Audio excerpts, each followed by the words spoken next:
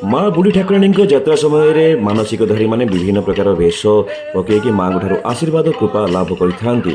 ଏହା ସହିତ ବିଭିନ୍ନ ସାହି ପକ୍ଷରୁ ଦଳବଦ୍ଧ ଭାବରେ ଗଣବେଶ ଧାରଣ କରିବାର ପରମ୍ପରା ମଧ୍ୟ ରହିଛି। ସେଗୁଡ଼ିକ ମଧ୍ୟରୁ ଭାପୁର ଦଳୁଆ ସାହିର ଗୁରୁ ନାନକ ବେଶ ଅତି ପ୍ରାଚୀନ। କୁହାଯାଏ ଯେ ଏହା 1925 ମସିହା ଠାରୁ ଆରମ୍ଭ ହୋଇଥିଲା। ଅବିତ ବର୍ତ୍ତମାନ 100 ବର୍ଷ ଧରି ବର୍ତ୍ତମାନ ଏହି ବେଶ ଚାଲୁଛି।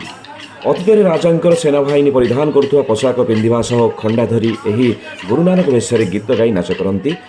ଏହି ଗୀତରେ ସେମାନେ ଠାକୁରାଣୀଙ୍କ ମାଙ୍କୁ ବନ୍ଦନା ମଧ୍ୟ କରନ୍ତି।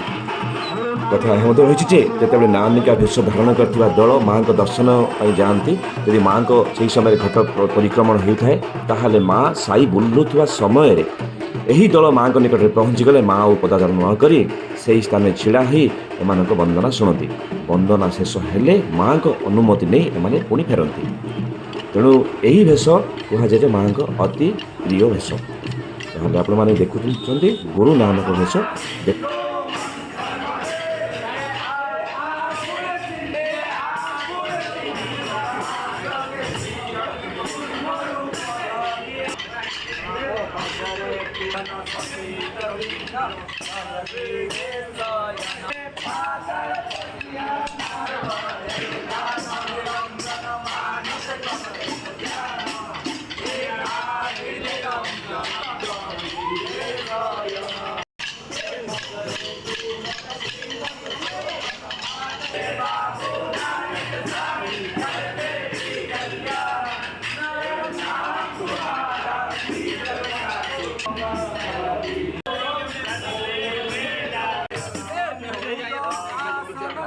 Siva mata que mocharu